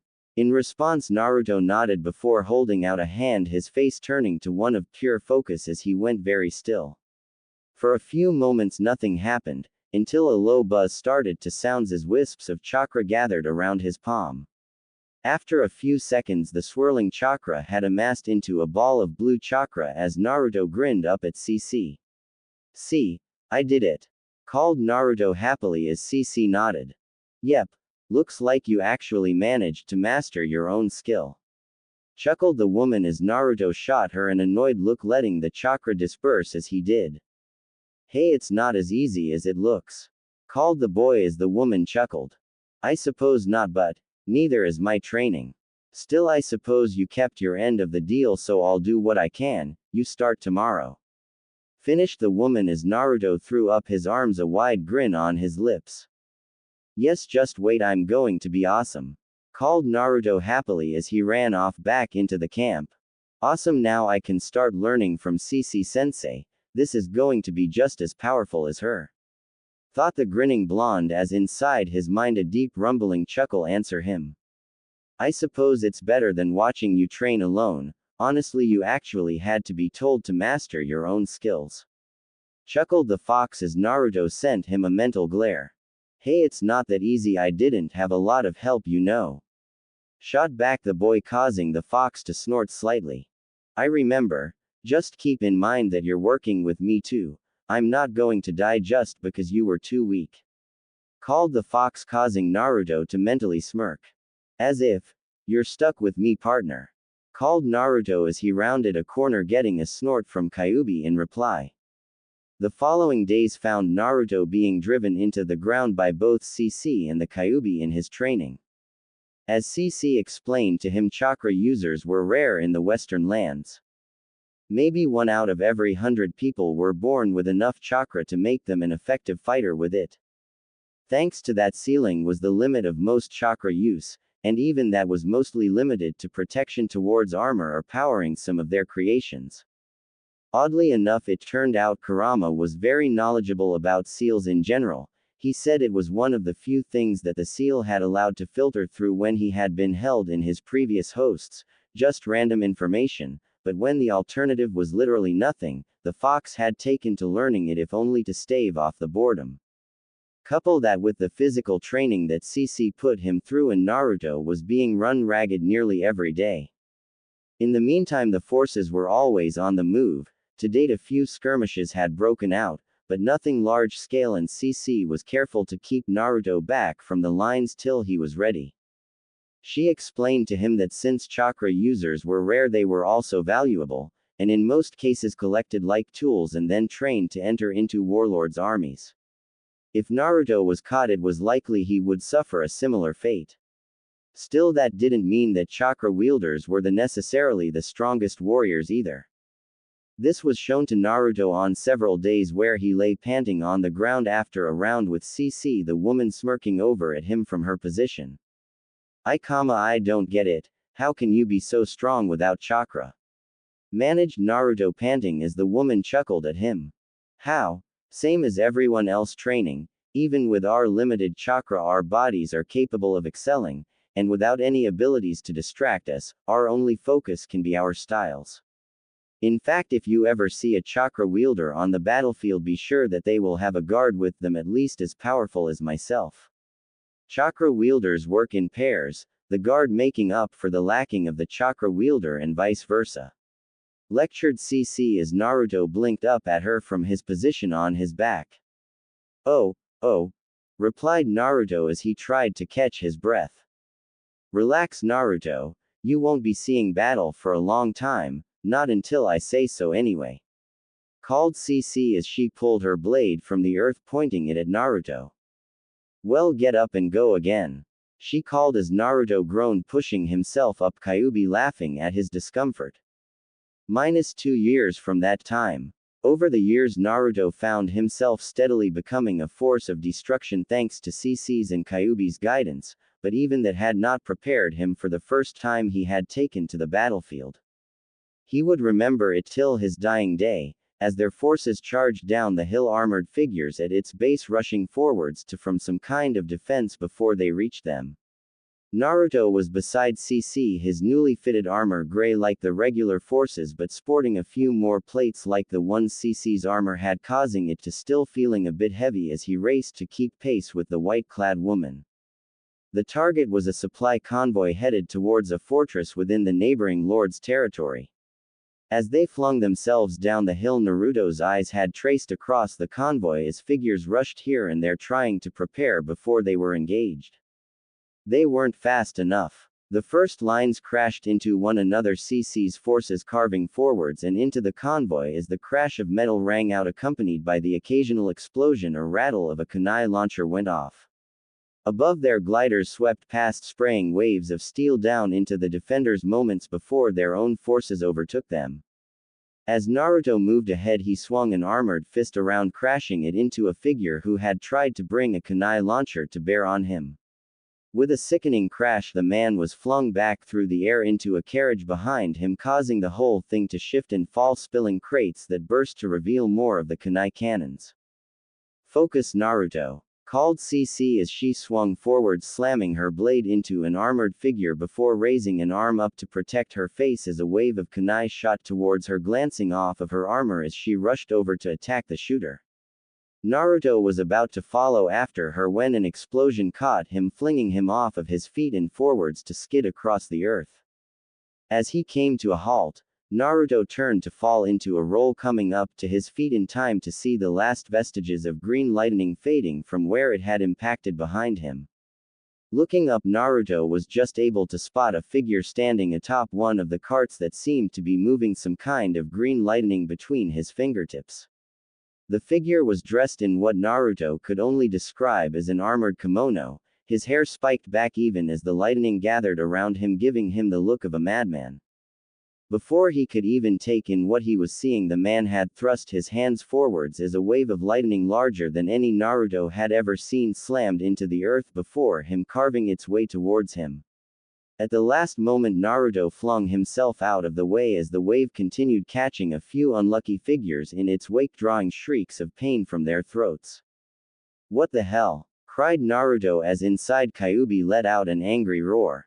"Idiot. Don't question, just fight," cried the fox as Naruto jerked left, avoiding another trail of lightning, grabbing a kunai launcher and firing a small wave of projectiles up, only to see the figure catch them in another wave of green lightning before flinging them back at him. "But how's he doing that?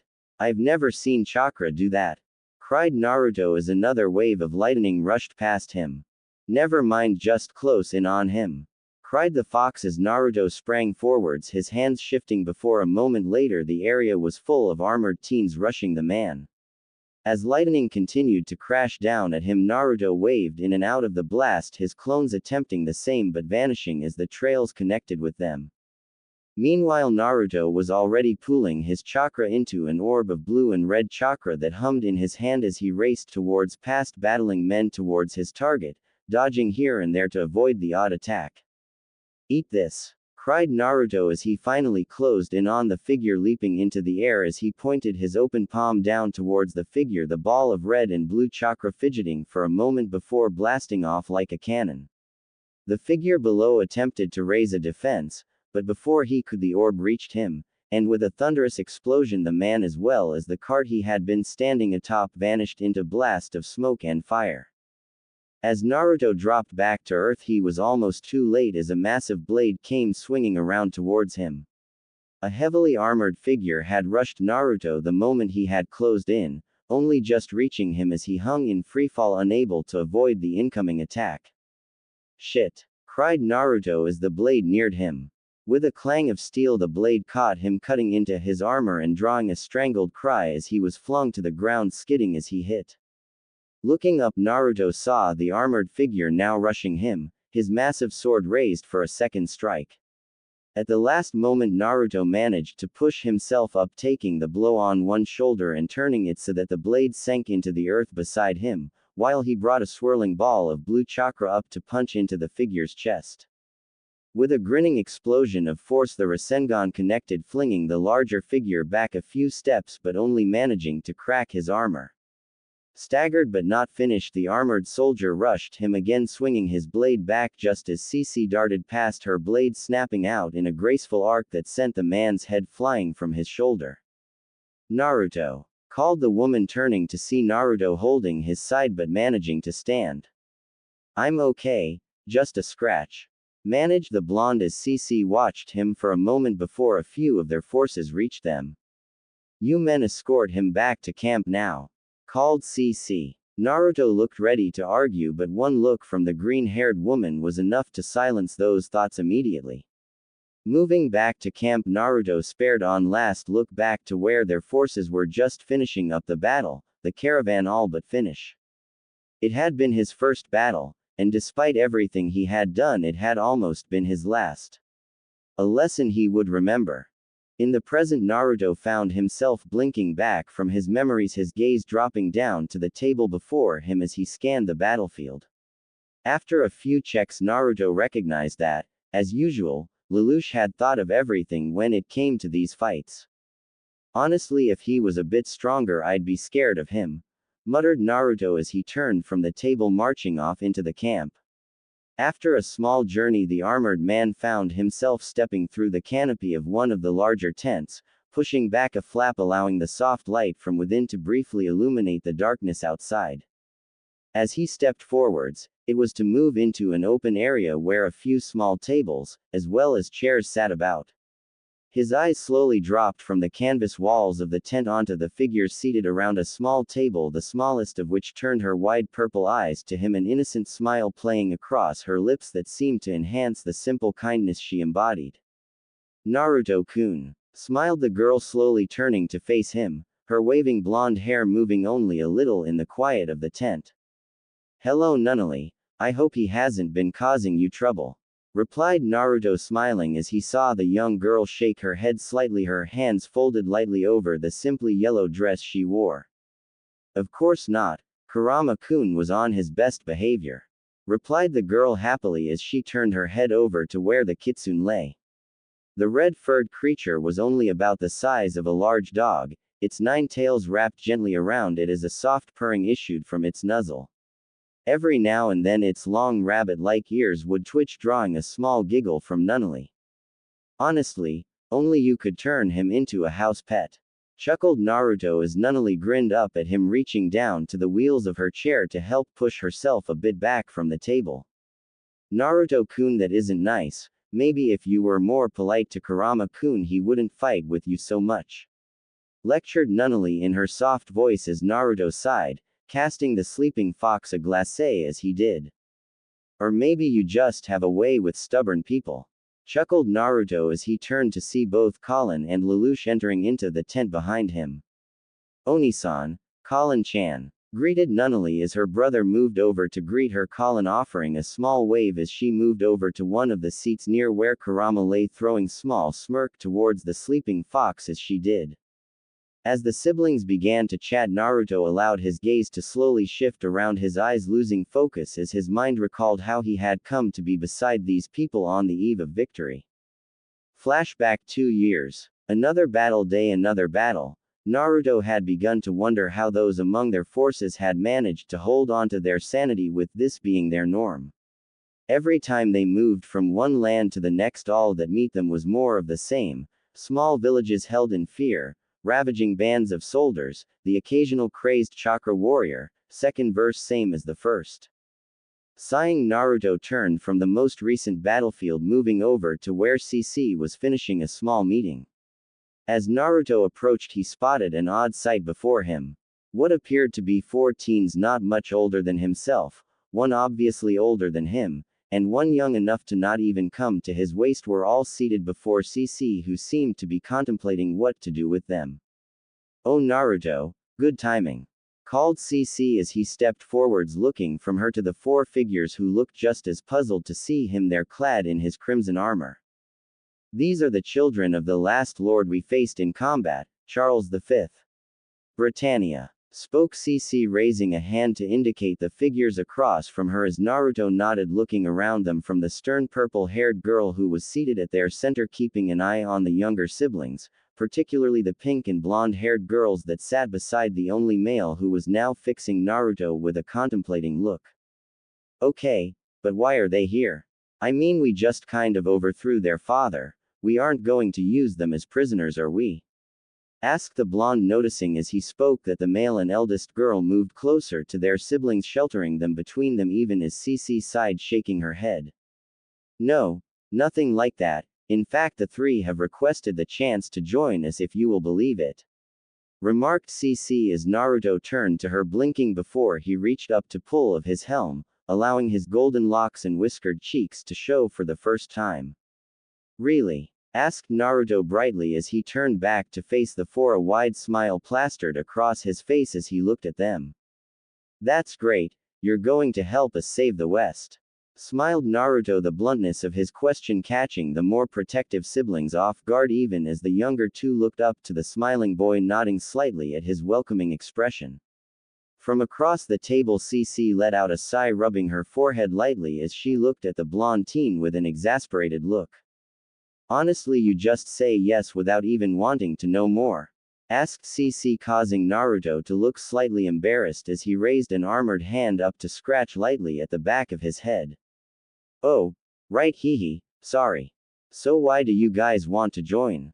Asked Naruto, turning to the 4, the eldest turning her gaze from her siblings to Naruto, her eye meeting his unwavering. Because, Unlike our father, neither my brother or I wish to see our sisters turning into living weapons just for someone's ambition. Spoke the purple-haired woman as Naruto blinked at her before shifting his gaze to the younger girls, both of whom looked slightly nervous at his gaze. So you two are chakra wielders, huh? I guess that makes sense, so what can you do? Asked Naruto as both girls looked down, not meeting his eyes as the only male meet Naruto's eyes. What they can do doesn't matter, they don't want to fight. My sister Cornelia and I will join you and fight for you, but we want them kept out of it. Spoke the purple-eyed youth in a tone of authority that caused Naruto to quirk an eyebrow up. Huh, but why? If you want to help stop the war, wouldn't it be better to use what you had? Asked Naruto as the teen's eyes narrowed. Before he could reply to Naruto, the youngest girl shifted to lay a hand gently upon her brother's, looking up at Naruto, her young face simply radiating innocence as she spoke up, her voice soft but shaky all the same. Euphemia and I aren't fighters, shish, she heals people. Whispered the girl as Naruto turned his eyes to the pink-haired girl who nodded slightly. And you? Asked Cece, watching as the blonde girl shuddered slightly under her gaze. As she was about to answer, her brother moved, drawing all eyes to him. Lelouch, started Cornelia as the teen shook his head, focusing back on Cece and Naruto as he spoke. Nunnally's power is too horrible to use. You remember the Battle of Kabuto? Asked Lelouch as both Cece and Naruto nodded. It was legend some enemy had been nearly wiped off the map completely, the entire village of Kabuto reduced to nothing but scarred landscape, as though something had simply scooped it clear of the world, leaving nothing behind. As Lelouch watched them nod, he drew in a heavy breath before continuing. Our bastard of a father was responsible, he forced Nunnally to use her ability by threatening my death. Whispered the teen as both Cece and Naruto looked over to the small girl sitting between her siblings, shaking slightly as tears built in her eyes. I'm sorry, I didn't want to. She managed as Euphemia leaned in, pulling her close even as Cece and Naruto looked at one another for a few moments. Very well then, you have my word that I will not force either Nunnally or Euphemia into our forces. For now I'll have someone escort you back into the camp. Colin, called Cece as a red-haired figure moved up around Naruto's own age, giving the group a quick look over as she turned to Cece. Ya boss, called the girl informally as Naruto chuckled. Colin had joined up after the last village they had liberated. Something of a natural in the art of combat, but lacking a few of the social graces, she had worked her way up the ranking rather quickly, and found herself sparring with Naruto more often than not nowadays. Please escort them into the camp and find them quarters. Called the woman as Colin threw up a small salute, moving over to the group. Well, come on, we haven't got all day. Called the redhead as the group stood, Lelouch moving behind Nunnally to begin wheeling the girl away, trading annoyed looks with Colin as he did. As the five departed, Cece turned smirking to Naruto. Well, we're just collecting beautiful girls left and right, I better watch out, are my students going to become a deviant? Chuckled the woman as Naruto blushed at her words, causing her to laugh as she pushed herself up and moved off into camp, leaving a flustered Naruto behind. Maybe getting yourself a vixen wouldn't be so bad, at least it would be entertaining. Commented the Kyuubi as Naruto shook himself. Oh, shut up, Kurama-sensei, called Naruto as he turned back into the camp, the massive fox sniggering at his reaction as they moved ahead. As Naruto once again came out of his thoughts, he was just in time to see Kurama stretching himself awake, his long tails billowing out behind him as he stretched himself upon the pillows before blinking around at Naruto with a bored expression.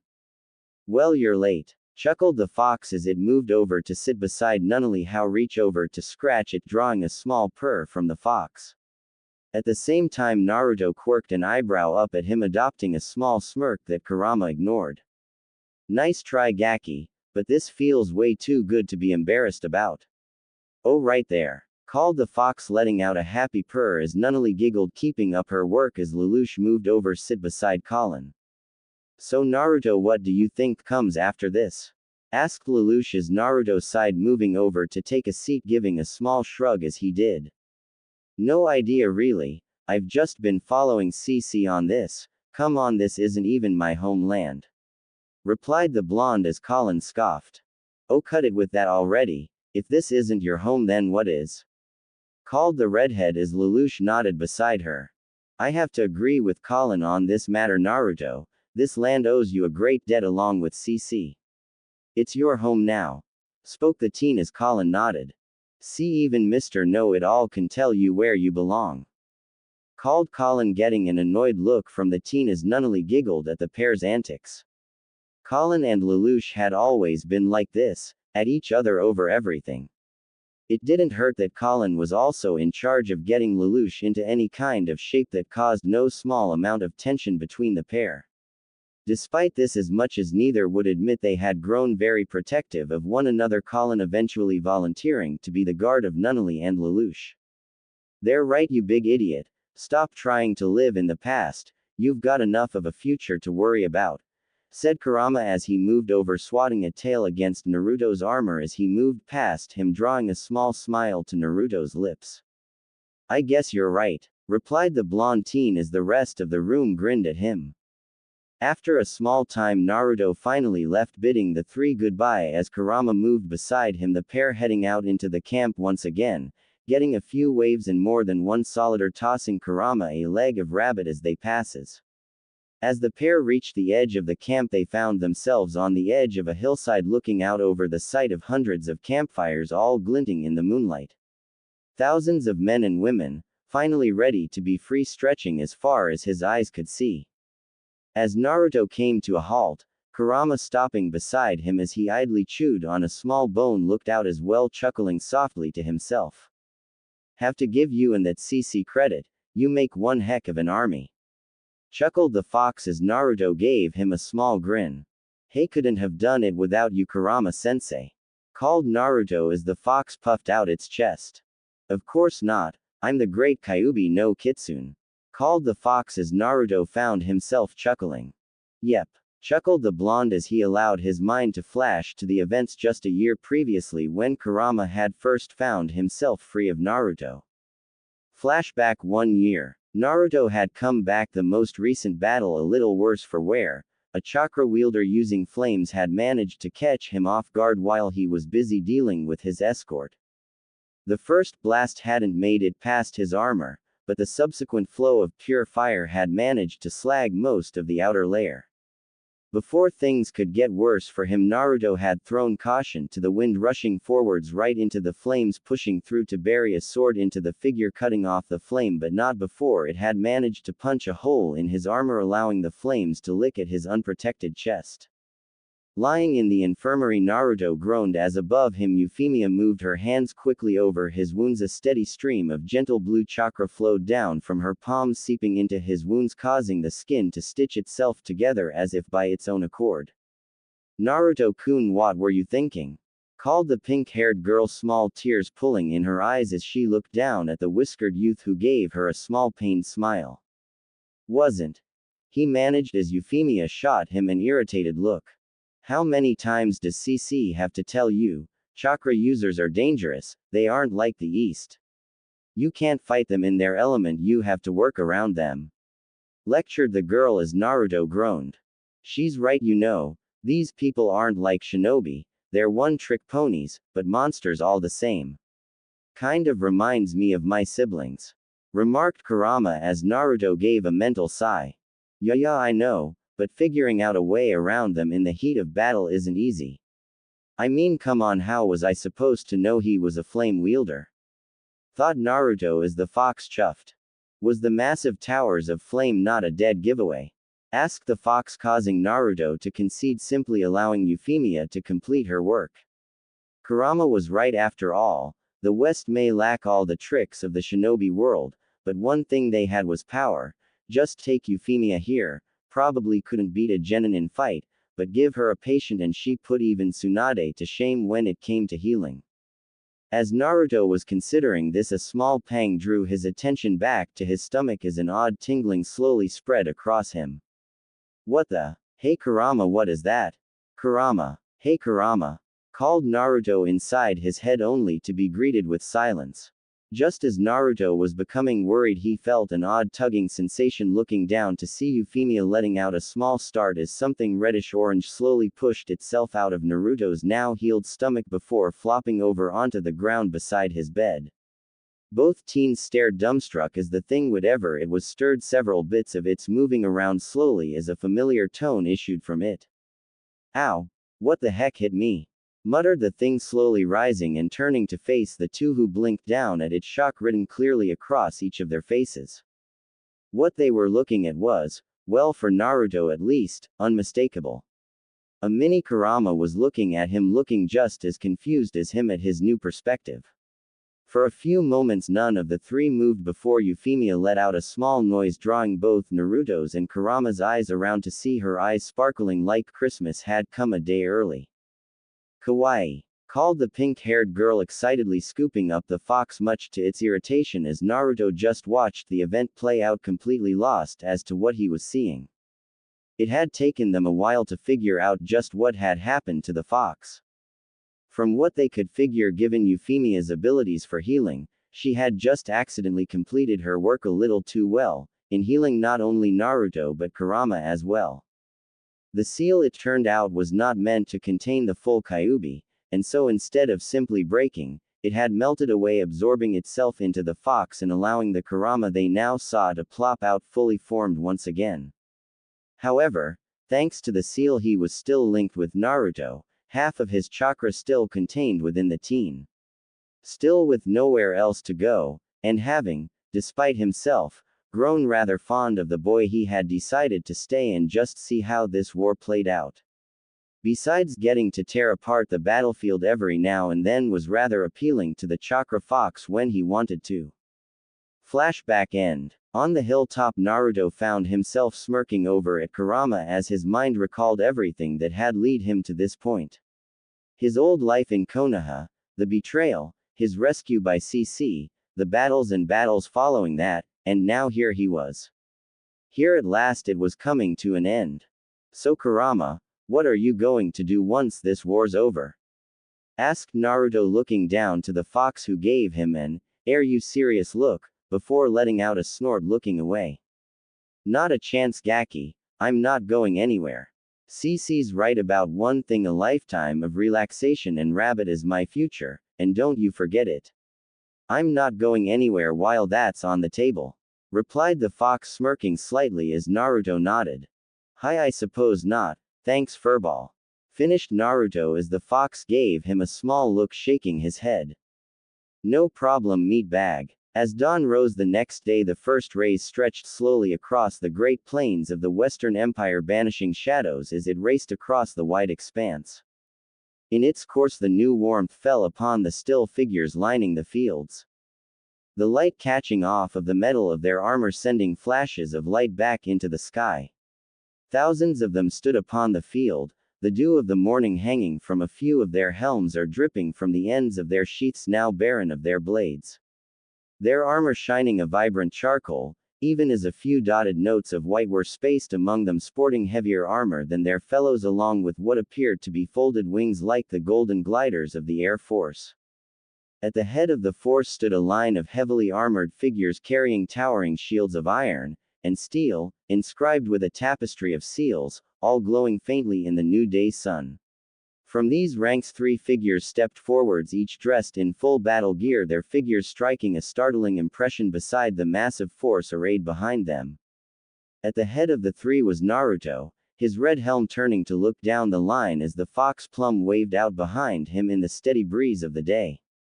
Behind him stood the armored form of Cornelia, her rich purple and black armor setting her apart as her own armored helm turned, scanning the field, her eyes flashing from behind the crossed visor as the points of her helm struck out on either side, giving her the impression of some kind of ancient demon of the battlefield.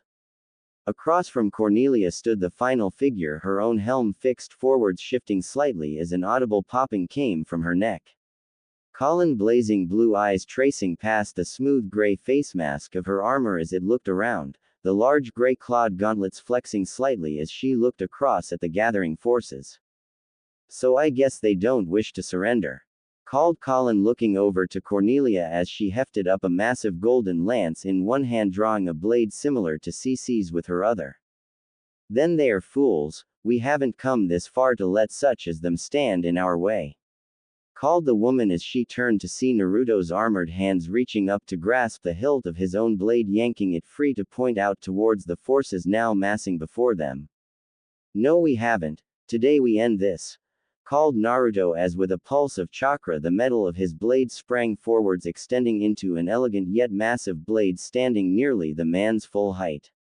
As Naruto readied his blade from a ways off, a massive roar coated the battlefield as the full monstrosity that was the Kyuubi stepped forwards, its tails waving into the air even as it let out another earth-shaking roar.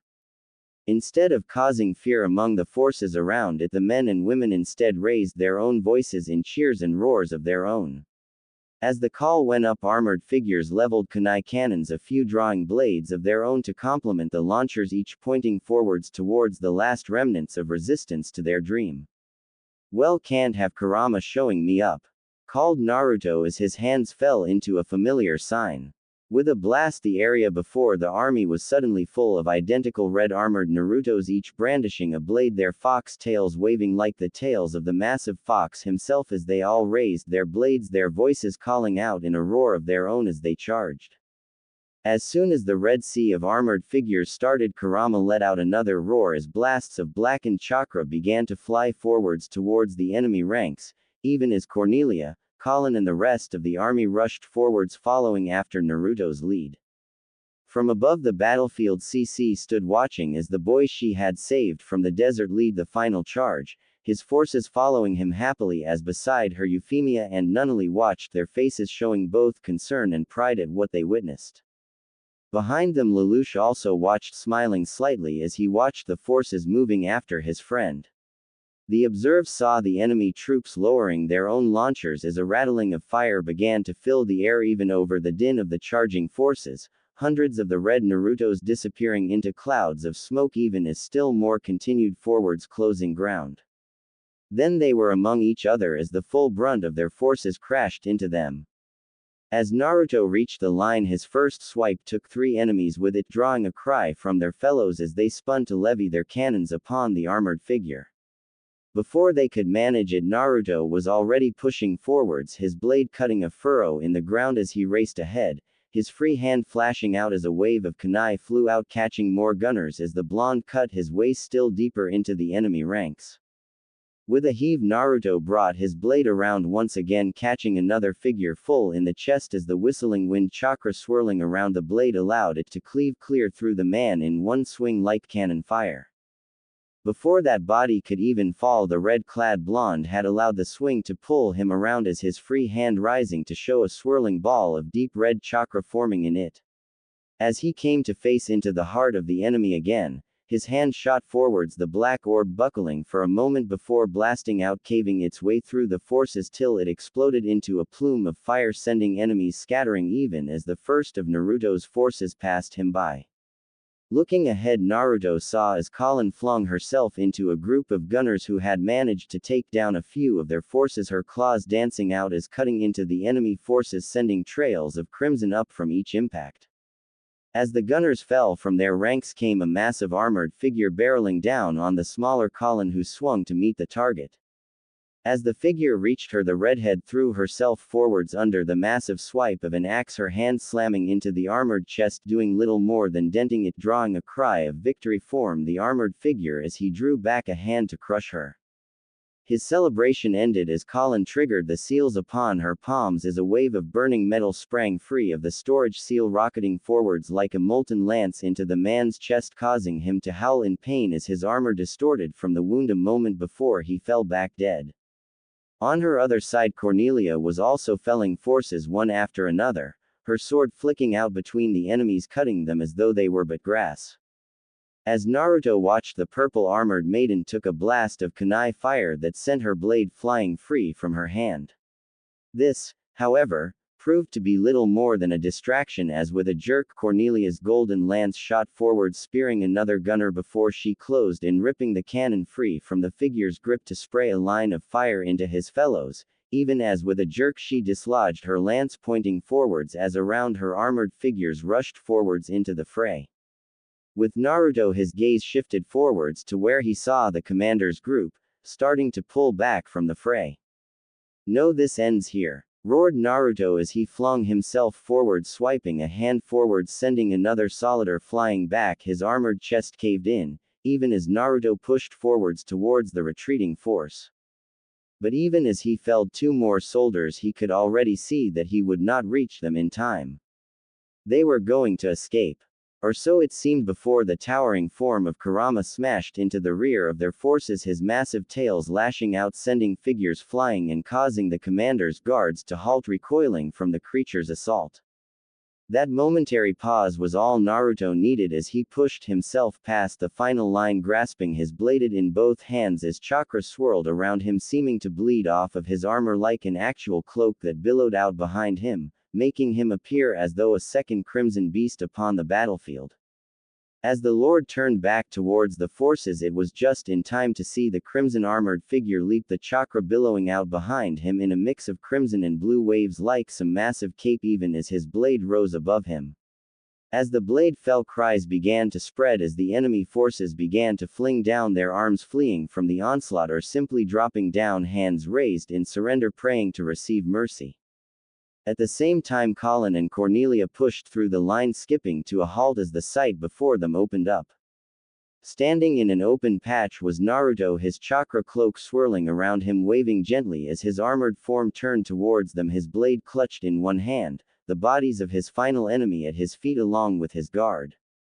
As the two watched behind where Naruto stood, Kurama rose, his tails waving out like Naruto's own plum in the morning light as he let out a triumphant roar, the soldiers following suit as they cheered the end of their war.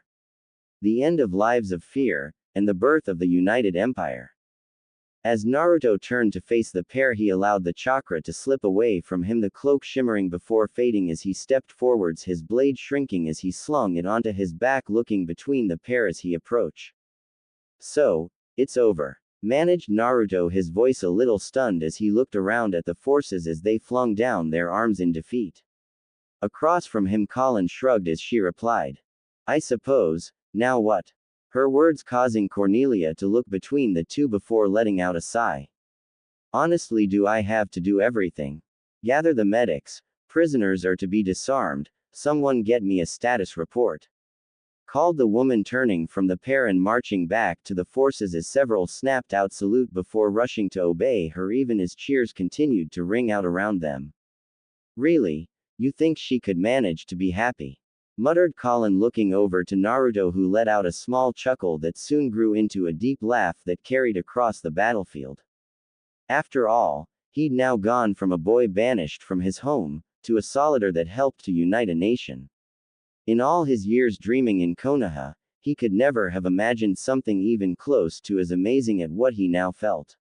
So he stood there for a time, just marveling at what his life had brought him. Till Cornelia yelled at him to shut it and get back to work at any rate.